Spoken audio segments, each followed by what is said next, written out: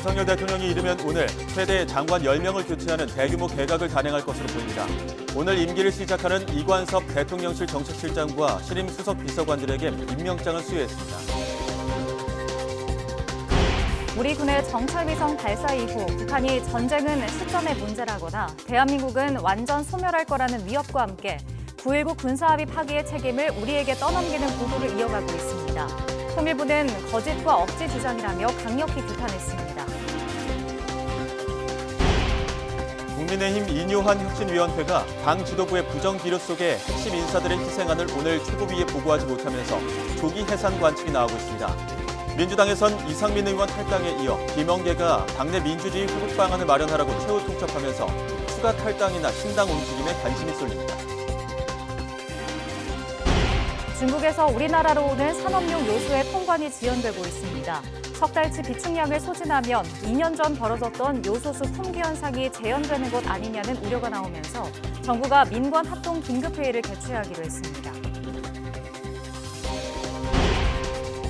관측 이래 최대 폭설로 주말 동안 폐쇄됐던 독일 뮌헨 국제공항이 일부 운항을 재개했지만 한국인 수십 명을 포함한 관광객들의 발이 묶이면서 불편이 이어지고 있습니다. 영국에서도 폭설로 열차가 끊기고 정전이 발생하는 등 유럽이 때이른 한파와 폭설에 몸살을 앓고 있습니다.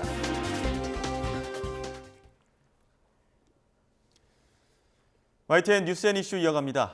윤석열 대통령이 이르면 오늘 대규모 개각을 단행해 취임 3년 차를 앞둔 관료 사회에 새 바람을 일으킨다는 계획입니다. 지난주 새로 꾸려진 대통령실 2기 참모진은 국민의힘 지도부와 상견례를 겸한 고위 당정협의회에 참석해 민생 현안을 논의했습니다. 보도에 조은지 기자입니다. 일요일 오후 삼청동 총리공관에서 열린 고위 당정협의회는 새 출발을 다짐하는 상견례 성격이었습니다. 이관섭 정책실장과 신임 수석비서관 5명 등 용산 2기 참모진이 총 출동했습니다. 화이팅! 화이팅! 김대기 대통령 비서실장은 이번 용산 개편의 특징은 정책실장 신설이라며 그 이유로 민생 최우선을 꼽았습니다.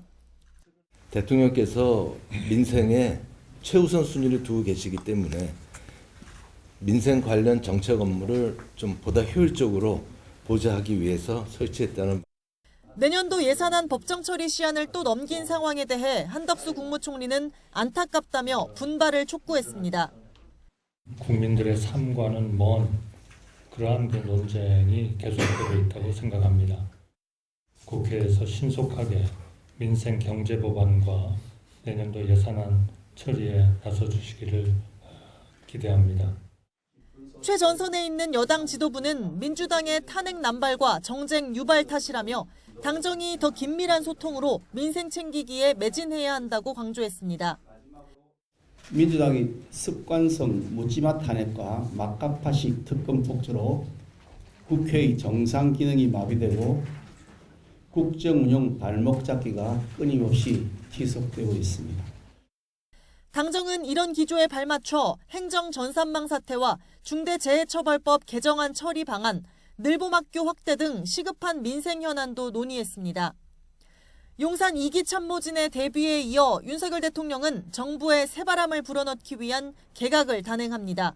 정치인 출신 장관을 내보내는 걸 넘어 어수선한 공직사회 쇄신과 3대 개혁 강력 추진 등을 염두에 두고 10명 가까운 부처의 수장을 교체할 예정입니다. 내년 총선에 나서지 않는 관료나 학계, 전문가들이 내각을 채울 걸로 보입니다. 탄핵안 여파로 공석이 된 방송통신위원장에는 이진숙 전 대전 MBC 사장 등 언론인 출신이 조기에 인선될 가능성이 있습니다. 윤 대통령은 일요일 공식 일정 없이 후보군을 놓고 막판 고심에 들어갔습니다. 취임 3년 차를 앞둔 정권 새 출발 차원 개각인데 검증 속도에 따라 이번 주 2차례로 나누어 발표할 가능성도 있습니다. YTN 조은지입니다. 애초 오늘 국민의힘 지도부에 보고될 것으로 알려졌던 여권 핵심 인사 희생안이 당 최고위 회의의 안건으로 올라가지 않아 그 배경에 관심이 쏠리고 있습니다. 국민의힘 박정하 수석 대변인은 최고위 회의가 끝난 뒤 기자들과 만나 관련 질문이 나오자 혁신위 측의 공식 보고 요청이 없었던 것으로 안다고 주장했습니다. 하지만 오신환 혁신위원은 YTN 취재진에게 최고위 안건 상정 요청이 없었다는 주장은 사실이 아니라고 반박했습니다. 오 의원은 혁신위가 혁신안을 의결하면 그 이후 절차는 당 기조국이 최고위 보고 절차를 준비한다며 오는 목요일 최고위에 다시 상정을 요청하겠다고 덧붙였습니다. 더불어민주당이 내년 총선을 앞두고 다음 주부터 영입 인재를 순차적으로 발표합니다. 민주당 영입위원회 간사인 김성환 의원은 오늘 최고위원회의 뒤 기자들과 만나 다음 주부터 일주일에 2번 정도 인재 영입식을 할 예정이라고 밝혔습니다. 이어 1호 영입 인사는 다음 주 월요일에 발표되며 당내가 아닌 당 밖에 있는 분이라고 설명했습니다. 김 의원은 지난달 13일부터 어제까지 인재 국민 추천제를 통해 접수된 8,632건 가운데 중복 추천을 제외한 인재 1,431명을 실무 차원에서 검증하고 있다고 말했습니다. 탄핵에 이어 쌍특검 문제로 강대강 대치를 이어가고 있는 여야가 오늘 오전 회의에서도 설전을 주고받았습니다. 더불어민주당 이재명 대표는 개각보다도 중요한 건 대통령의 마인드 변화라며 정부 여당의 반성을 촉구했고 국민의힘 김기현 대표는 쌍특검은 총선을 의식한 정치적 술수라며 이재명 대표와 문재인 전 대통령의 석고대죄를 주장했습니다. 직접 들어보겠습니다. 예산안 처리 방해, 민생입법 발목 잡기, 상습적인 거부권 남발, 국정을 이렇게 무책임하게 그리고 청개구리처럼 운영해서야 되겠습니까? 곧 개각이 있을 예정이라 합니다. 그러나 바뀌어야 될 것은 장관 몇 사람도 중요하지만 대통령의 마인드와 국정기조가 바뀌어야 합니다. 정부 여당의 반성 그리고 민생예산 입법 처리에 협조를 다시 한번 요청합니다. 친문 검찰의 주도로 샅샅이 수사했음에도 혐의점을 찾지 못했던 김건희 여사에 대한 특검을 무리하게 강행하겠다는 것은 없는 혐의에 대해 총선 직전에 아니면 말고식으로 부풀리려는 것이 그 목적입니다. 민주당은 총선을 위한 정치적 술수 그 자체인 특검 추진을 강행할 것이 아니라 반성하는 것이 우선입니다. 판결문에 명시된 혐의에 대해 이재명 대표와 문재인 전 대통령 국민 앞에 석고 되자는 것부터 먼저 해야 마땅합니다. 신당 창당을 공언해왔던 송영길 전 민주당 대표. 8일 검찰 출석을 앞두고 행보를 서두르는 모양새입니다. 이른바 윤석열 퇴진당을 만들겠다며 이준석 전 국민의힘 대표에게도 구애의 손짓을 보냈는데요. 일제 시기 대한독립당처럼 반윤연대가 필요한 시기라고 주장했습니다. 들어보시죠. 기도 영업사원이 나오면서 돈을 6천억을 받아오다가 이 세회를 돌아다니면서 돈을 낭비하고 29표를 얻어왔다 그러면 이런 가성비를 보였다 그러면 즉시 해임시켜야 됩니다. 맨날 검사만 하고 사람 잡아놓고 구속만 시키던 검사들이 나라를 운영할 능력이 전혀 없어요. 그래서 이번 총선에 윤석열 퇴진을 바라고 가장 선봉에 싸우는 사람들끼리 모여서 이 퇴진당을 만들 필요가 있지 않겠는가 이렇게 생각하고 있습니다. 우리가 일제하라 그러면 독립을 위해서 싸운다라는 대한독립당이 필요한 것처럼 지금 윤석열 정권은 거의 이 나라의 경쟁력을 좀먹고 있는 그런 상황이기 때문에 저는 이게 가장 중요한 과제가 되고 그 이후 물론 그 과정에서 새로운 정부에 대한 미래와 비전을 같이 만들어가게 될 것입니다. 이재명 민주당은 더 이상 고쳐쓰기도 힘들다며 탈당한 이상민 의원.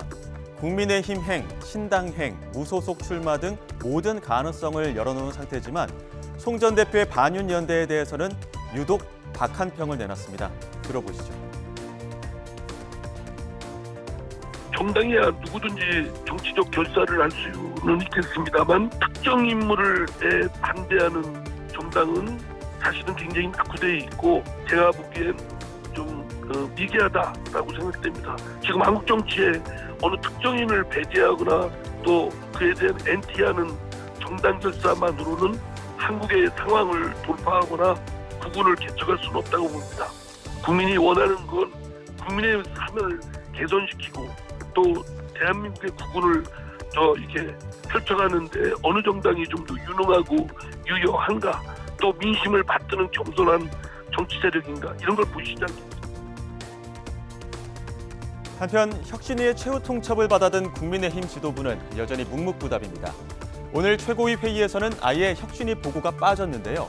하태경 의원은 인유한이 죽으면 김기현도 죽는다며 지도부의 결단을 재차 촉구했습니다. 김기현 대표가 저는 굉장히 오판하고 있다고 보는데 착각인데 여의도의 정치 시계가 본인이 당대표이기 때문에 자기를 중심으로 돌아야 된다고 생각하는 것 같아요. 근데 우리 국민들은 빠르거든요. 네. 그러니까 혁신이가 맞는 거예요. 그럼 그 시계에 맞춰줘야 되는 거예요. 근데 아직 이르다. 네. 그러니까 혁신이 다 끝나고 기차 다 떠나고 국민들 관심 없고 이럴 때 뭘 희생하고 양보하고 해봐야 저는 효과 없을 뿐만 아니라 그 전까지 지도부가 제대로 지금 붙어 있을지도 저는 걱정입니다. 인유한이 죽으면 김기현도 죽습니다. 북한 출신 강남 초선 의원인 태영호 의원은 당 지도부를 거들었습니다. 앞서 자신도 험지 출마하겠다, 당에서 원하는 곳으로 나가서 싸우겠다고 밝힌 바 있는데요. 하지만 혁신위가 최후 통첩을 한다든지 당의 점령군처럼 행세해서는 안 된다고 비판했습니다. 그 어느 위원회도 당 지도부와의 관계에서 점령군 행세를 하면 안 된다. 저는 이렇게 생각합니다. 그 갈등을 만들면 안 되죠. 이런 김기현 체제란 빅 텐트 안에서 각 위원회가 자기한테 맡겨진 역할을 하면서 지금 여당으로서 질서 있는 전진을 해야지 정령군처럼 언제까지 답변을 내놓으라 이렇게 최후 통첩하거나 뭐 농계작전을 펴야 한다 뭐 이런 주장도 있다고. 아니, 농계작전이라는 건 적대 관계에 있을 때 하는 건데 서로 보완하고 이런 관계에서 이런 건 아니고 12월 중순이면 공관위가 들어섭니다. 정식 들어서게 되는데 또 일각에서는 또 비대위를 만들어야 된다고 지금 계속 흔듭니다. 저는 지금 김기현 체제를 허물고 비대위라는 야전 또 천막을 또 친다? 그렇다고 전투에서 이길까요? 우리가 군사정찰 위성을 발사한 이후 북한이 9.19 남북 군사합의 파기의 책임을 떠넘기는 보도를 이어가고 있습니다. 북한 노동신문은 지금 한반도 정세는 더욱 험악한 국면으로 치닫고 있다며 군사적 도발을 일으키려는 괴뢰 패당의 분별 없는 망동이 그 원인이라고 비난했습니다. 이어 윤석열 정권은 국제사회를 기만하기 위해 모략 여론 유포에 몰두하고 있다면서 참담한 파멸을 면치 못할 거라고 위협했습니다. 외교부는 북한이 잇따라 담화를 내고 군사정찰 위성 발사를 정당화한 데 대해 탄도미사일 기술을 활용한 어떠한 발사도 금지한 유엔 안전보장이사회 결의의 명백한 위반이라고 재차 경고했습니다. 또 북한이 정당하고 합법적인 주권적 권리 행사라고 주장하는 우주개발권에 대해서는 유엔 헌장을 포함한 국제법을 준수하고 국제평화와 안전을 유지하는 국가가 향유할 수 있는 권리라고 반박했습니다. 북한이 지난달 군사정찰 위성을 발사한 데 이어 우리 군도 지난 주말 첫 독자 정찰 위성을 발사해 국내외 교신까지 마쳤습니다. 앞으로 반년가량 시험 기간을 거친 뒤 내년 상반기에는 전력할 것으로 보이는데요. 이에 질세라 북한도 자신들의 첫 위성 만리경 1호가 공식 임무에 착수했다고 보도했습니다. 남북의 두 위성이 어떻게 다른지 살펴보겠습니다. 우선 우리가 발사한 정찰 위성은 무게는 800kg으로 고도 400에서 600km에서 지구를 도는 저궤도 위성인데요. 일론 머스크가 설립한 미국 스페이스X의 팔컨 9 발사체에 실어서 발사했습니다. 반면 만리경 1호는 북한이 러시아의 도움을 받아 제작한 것으로 추정되는 위성 운반 로켓 천리마 2령에 실어 발사했는데 무게는 약 300kg대로 추정되고 있습니다. 이 두 위성 모두 군사용 정찰이 목적인 만큼 어떤 장비를 탑재했느냐가 무엇보다 중요한데요. 우리가 발사한 1호기 위성은 전자광학 2호와 적외선 IR 장비가 탑재돼 있는데 낮에는 전자광학 카메라로 야간에는 광학 카메라로 표적을 탐지하고 추적할 수 있습니다. 반면에 만리경 1호는 탑재 장비가 무엇인지 공개되진 않았지만 지난 5월 실패한 위성 잔해물에서 발견된 일본산 디지털 카메라로 미뤄 이번에도 비슷한 성능의 카메라가 장착됐을 가능성이 제기되고 있습니다. 만약 그렇다면 카메라의 성능에서 큰 차이가 드러날 것으로 보이는데요. 우리 군 정찰위성 해상도는 30cm급으로 도로에 있는 교통수단과 사람의 동선을 파악할 수 있을 정도로 정밀합니다. 이 같은 성능은 미국과 프랑스, 일본 등에 이어 세계 5위권인 것으로 알려졌습니다. 이에 비해 북한은 해상도가 3에서 5m급 정도로 추정됩니다. 이는 우리보다 정밀함이 10배 이상 떨어지는 건데 북한은 이를 의식하듯 현재까지 만리경 1호가 찍은 사진을 공개하지 않고 있습니다. 대북 킬체인의 눈 역할을 할 군 정찰위성, 우리는 2025년까지 4기를 추가 발사할 예정인데요. 북한도 추가 위성 발사 계획을 밝히고 있어 앞으로 남북 간 우주 전력 확보를 위한 경쟁은 더 치열해질 것으로 보입니다.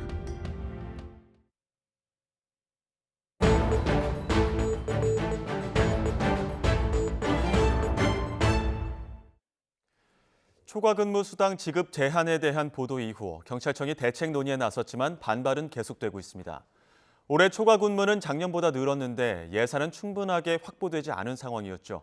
취재 기자 연결해 자세히 들어보겠습니다. 우정훈 기자. 네, 사회부입니다. 네, 초과 근무 수당 제한과 관련해서 이번엔 수사관들이 반발하고 있다고요.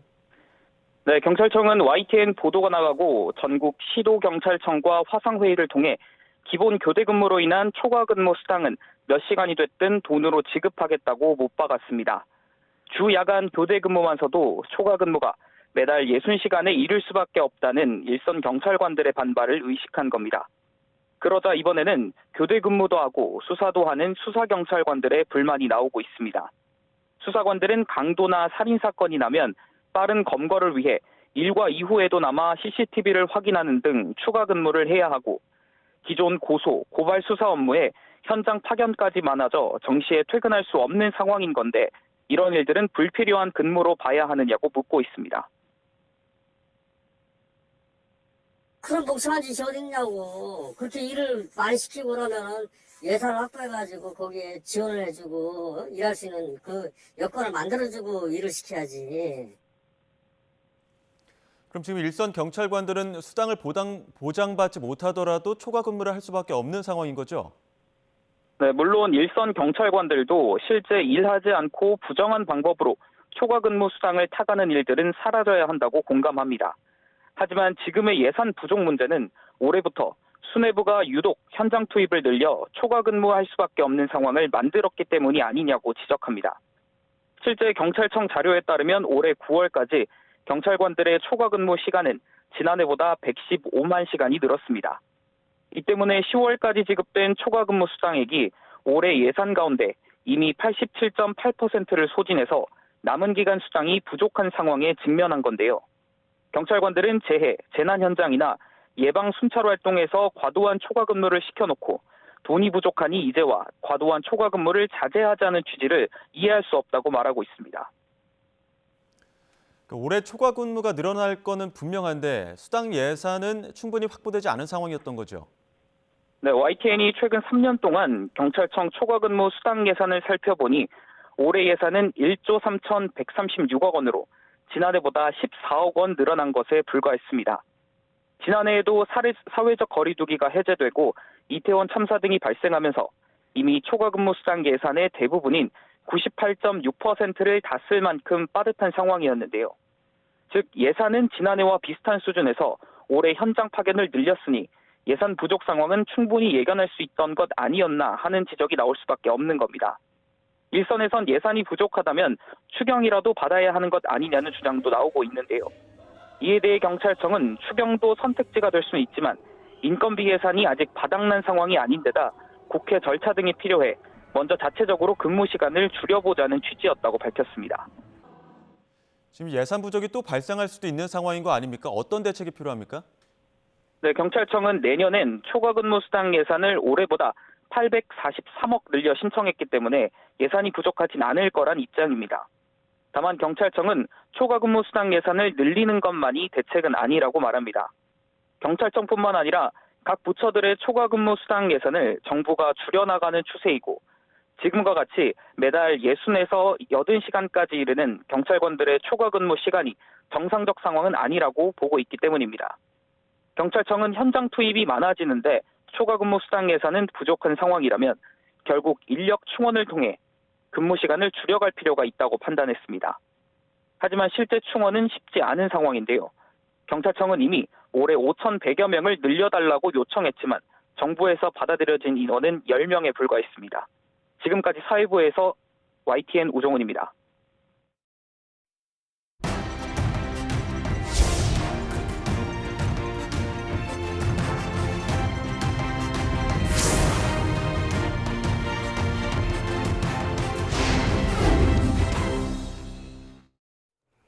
중국에서 차량용 요소의 수출 통관이 지연되는 것과 관련해 정부가 오늘 국내 요소 관련 업체들과 회의를 열고 상황 점검에 나섭니다.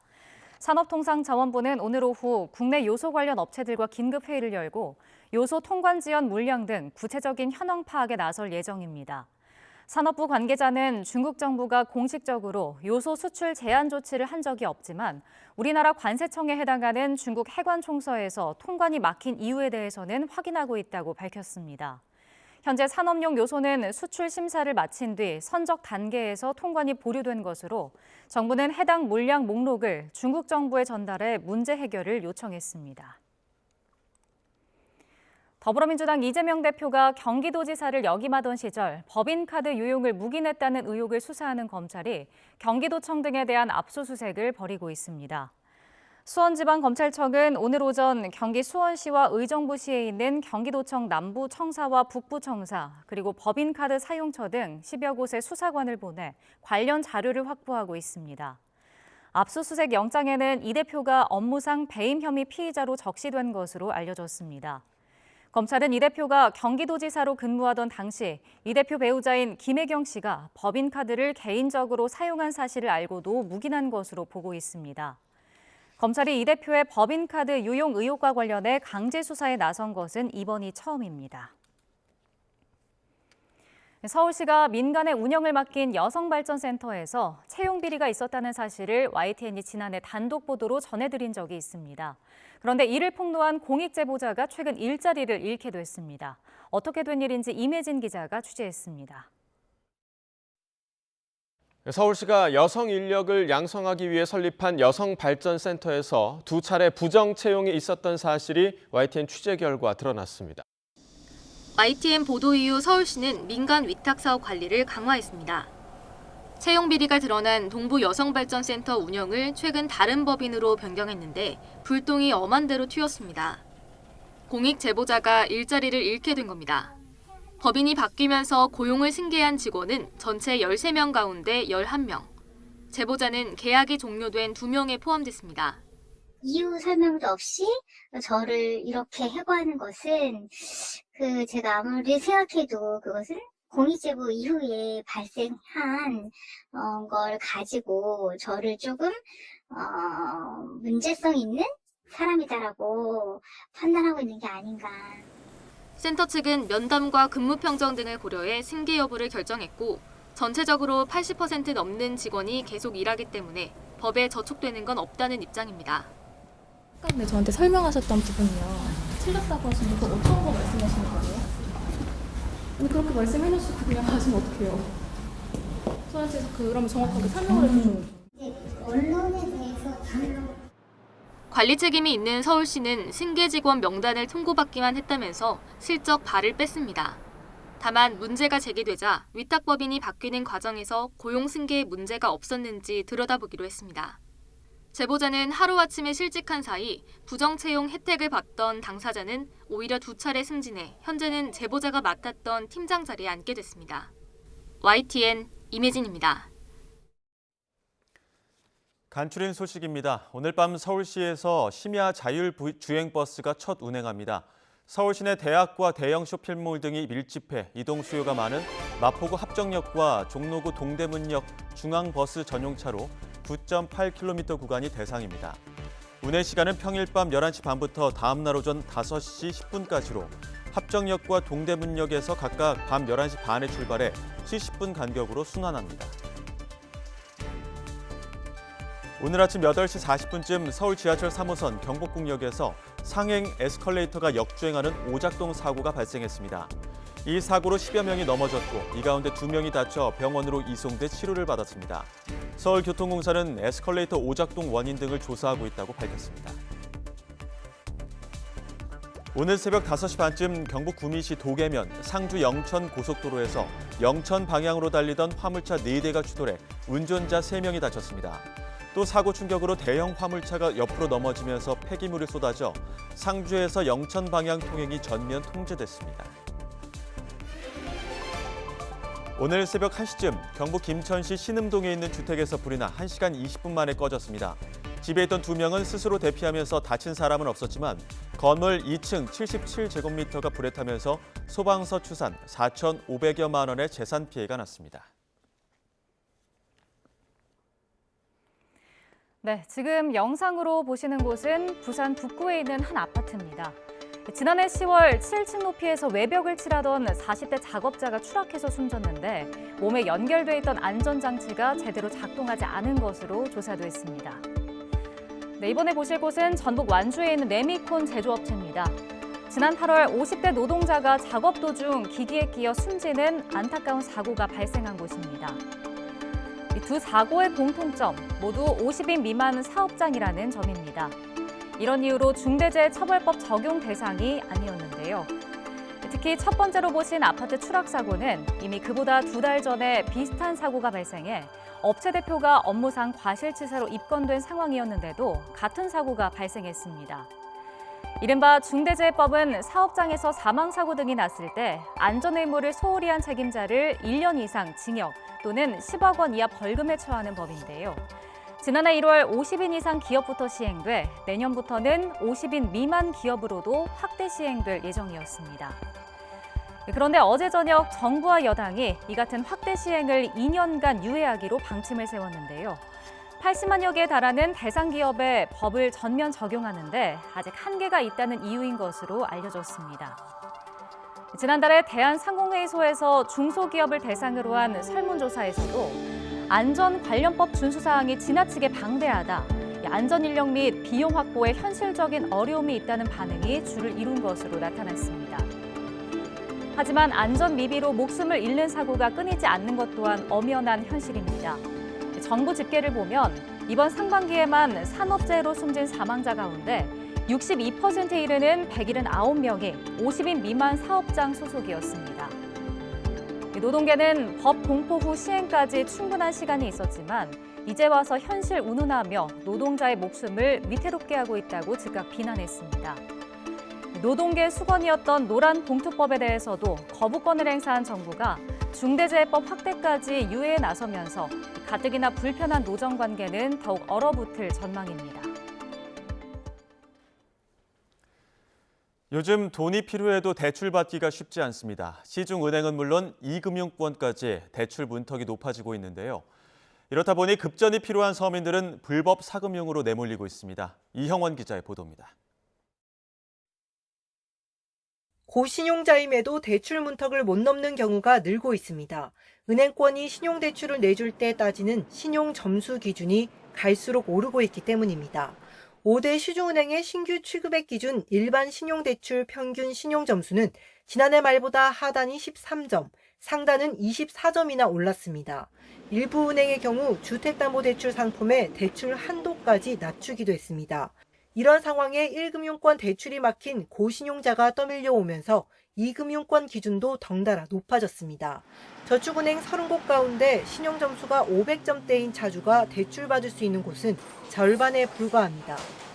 1년 전만 해도 22곳이 가능했던 것과 비교하면 대출받기가 어려워진 겁니다. 실제로 저축은행의 올해 신규 대출 취급액은 급감했습니다. 조달백 많이 들었는데 더 받을 수 있는 여력은 점점 떨어지는 거죠. 차주들 상환 능력이 많이 떨어졌잖아요. 저축은행들 연체도 올라가고 있고. 그러니까 리스크 관리 차원에서 이제 대출 시장이 좀 닫아지고 있는 거죠. 문제는 급전 창구가 막히면서 서민들이 불법 사금융으로 내몰릴 위험이 커졌다는 점입니다. 올해 9월까지 금융감독원에 접수된 불법 사금융 피해 신고는 10,000건이 넘어 지난해 전체 규모와 맞먹습니다. 금융당국이 저신용자에 대한 자금 공급을 당부한 이유입니다. 중저신용자에 대한 자금 공급도 각 은행별 상황에 맞게 소홀함이 없이 이루어질 수 있도록 정부는 이와 함께 내년 상반기까지 불법 사금융 특별 근절 기간을 운영해 서민 피해를 최소화한다는 방침입니다. YTN 이영훈입니다. 한국전력공사와 한전 KDN이 발주한 고객센터 소프트웨어 유지보수 입찰에서 담합한 4개 사업자들이 적발됐습니다. 공정거래위원회는 2019년 4월부터 3년간 한전과 한전 KDN이 발주한 입찰 10건에서 낙찰 예정자와 들러리, 써낼 가격을 미리 합의하고 실행에 옮긴 다음 정보기술과 덱스퍼트 등 4개사에 대해 시정명령과 과징금 2억 5,300만 원을 부과했습니다. 2017년 4월부터 2021년 6월까지 판매됐던 3세대 실손보험 손해율이 올해 상반기 150%를 넘은 것으로 나타났습니다. 삼성화재, 현대해상, 메리츠화재, KB손해보험 등에서 취합한 추정치를 보면 올해 상반기 전체 실손보험 손해율은 121.2%로 집계됐습니다. 손해율이 100%가 넘는다는 건 보험사들이 실손보험에서 적자를 내고 있다는 의미입니다. 손해율이 악화하면서 업계는 3세대 실손보험의 보험료 인상은 불가피할 것으로 보고 있습니다. 가자지구 북부 지역 대부분을 장악한 이스라엘군이 남부 지역에서 작전이 시작됐음을 알렸습니다. 헤르지 할레비 이스라엘군 참모총장은 남부 지역 사단을 방문한 자리에서 이스라엘군이 가자지구 남부 지역에서 군사작전을 본격화했음을 확인했습니다. 할레비 참모총장은 남부 지역 작전은 북부만큼 강력할 것이라고 덧붙였습니다. 휴전이 끝난 가자지구에 다시 전쟁의 고통이 엄습했습니다. 재개된 이스라엘의 공습으로 많은 주민이 목숨을 잃거나 다쳤습니다. 보도에 유재복 기자입니다. 뽀얀 먼지를 뒤집어 쓴 아이들이 공포를 이기지 못해 울부짖습니다. 폐허 더미를 오가며 발을 동동 구르지만 아무 소용없습니다. 난민촌을 강타한 이스라엘군 공습으로 가족을 잃은 아이들입니다.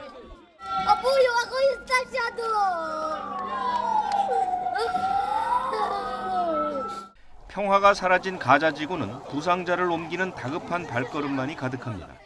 이스라엘군의 공습이 지나간 자리에는 시신과 부상자가 넘쳐납니다. 병원에는 또다시 환자들이 밀려듭니다.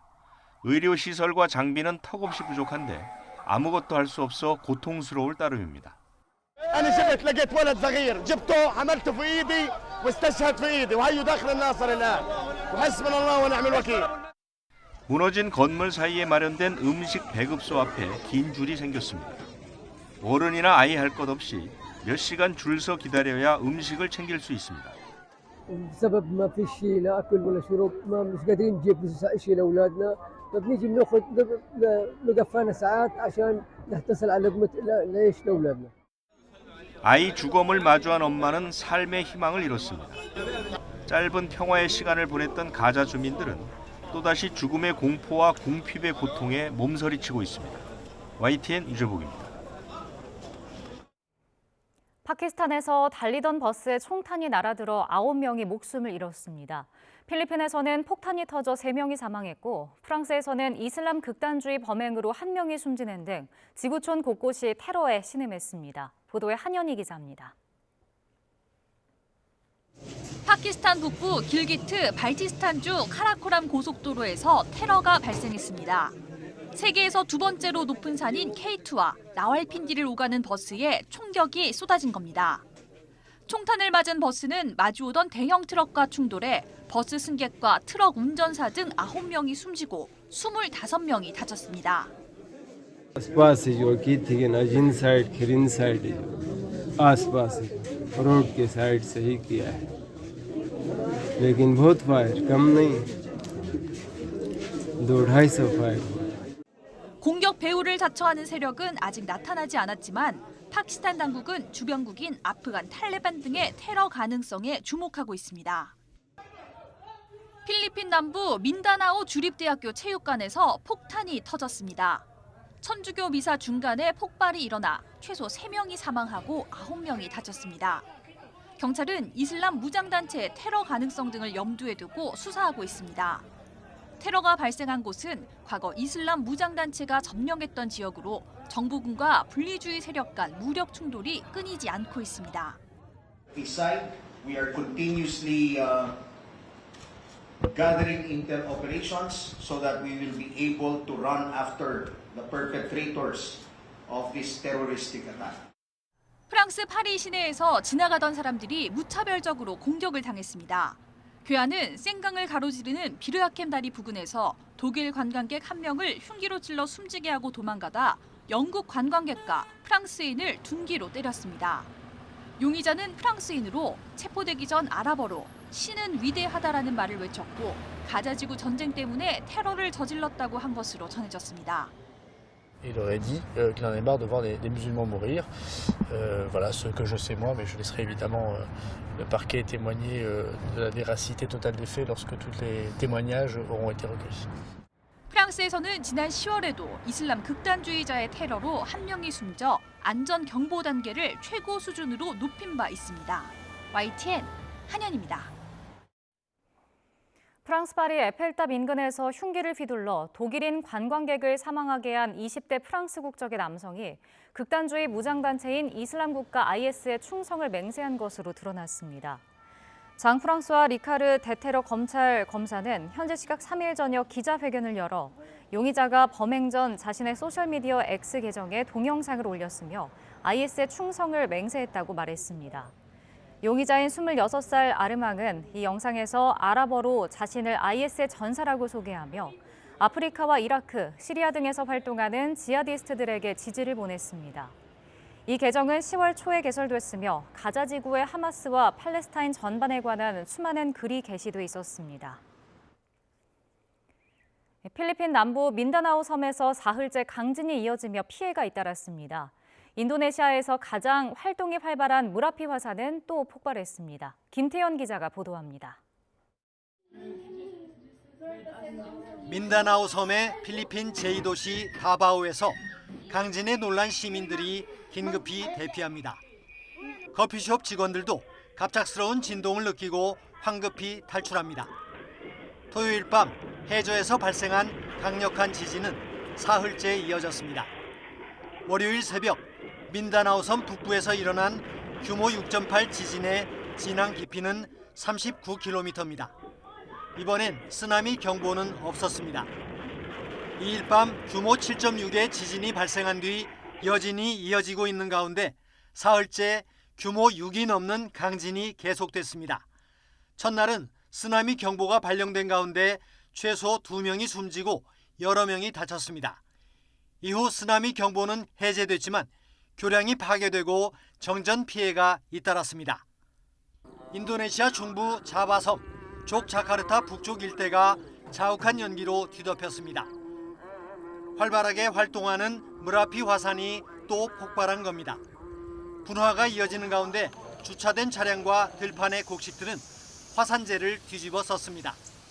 당국은 분화구 반경 3km 이내 접근을 통제하고 있습니다. 화산재는 멀리 수마트라 섬 부키팅기시까지 도달했습니다. 해발 2,891m인 무라피 화산은 1930년 대폭발을 일으켜 1,300명이 숨졌고 2010년에도 분화해 350여 명이 사망했습니다. YTN 김태현입니다.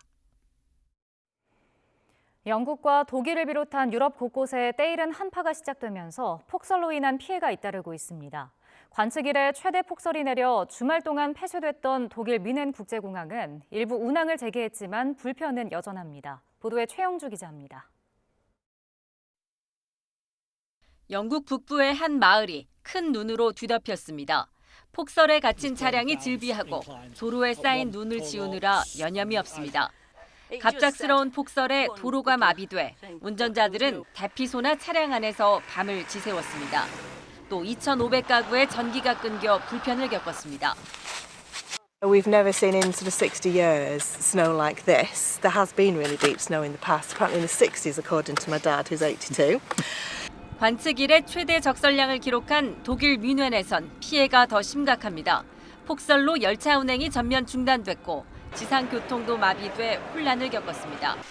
한때 폐쇄됐던 공항은 부분 재개됐지만 전체 항공편 중 3분의 2가 취소돼 여전히 불편을 겪고 있습니다. Wir haben jetzt die Nachricht gekriegt, dass unser Flug storniert worden ist und wir wahrscheinlich erst morgen fliegen können.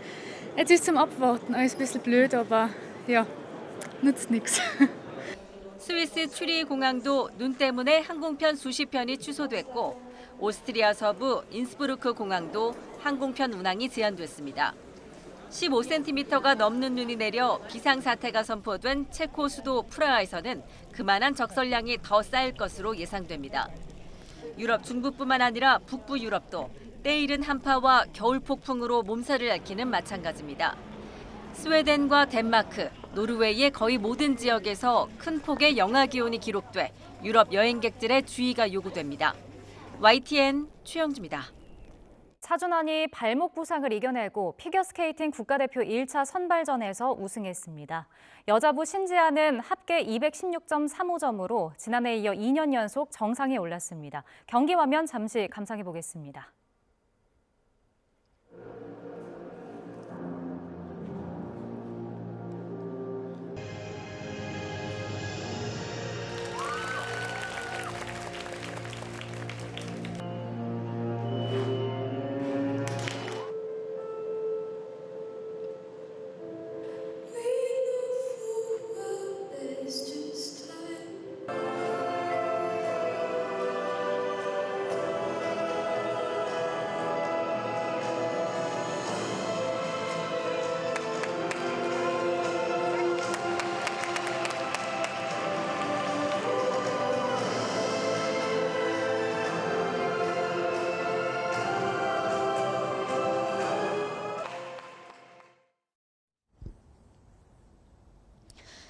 낮이 되니 추위가 누그러지면서 활동하기 한결 수월합니다. 현재 서울 기온은 7.1도로 아침과 비교해 10도나 크게 올랐는데요. 이번 주는 기온이 오름세를 보이며 예년보다 온화한 날씨가 이어지겠습니다. 다만 10도 이상 크게 벌어지는 일교차는 염두에 두셔야겠습니다. 오늘 전국이 대체로 맑다가 하늘빛이 차차 흐려지겠습니다. 맑은 날씨 속 동해안 지역은 계속해서 건조주의보가 발효 중인데요. 이 지역에는 바람도 다소 강하게 부는 만큼 산불 등 화재 예방에 신경 써주시기 바랍니다. 오늘 낮 기온은 어제보다 2에서 5도가량 높겠습니다. 서울 8도, 광주와 대전 10도, 부산 14도까지 오르겠고 남부지방을 중심으로는 일교차가 크게 벌어지겠습니다. 내일부터는 아침 기온도 영상권을 보이며 추위 걱정 없겠고요. 당분간 예년보다 포근한 날씨가 이어지겠습니다. 수요일인 모레는 전국 곳곳에 비가 내릴 전망입니다. 현재 대기가 정체되면서 인천과 세종, 충북의 초미세먼지 농도가 나쁨 수준 보이고 있습니다. 내일은 서울 등 그 밖의 중서부 지방에서도 공기가 탁해질 것으로 보이니까요. 호흡기가 약하신 분들은 참고하시는 게 좋겠습니다. 지금까지 YTN 원희다입니다. 이상으로 뉴스앤 이슈 마치겠습니다. 잠시 후 더 뉴스가 방송됩니다. 시청해주신 여러분 고맙습니다.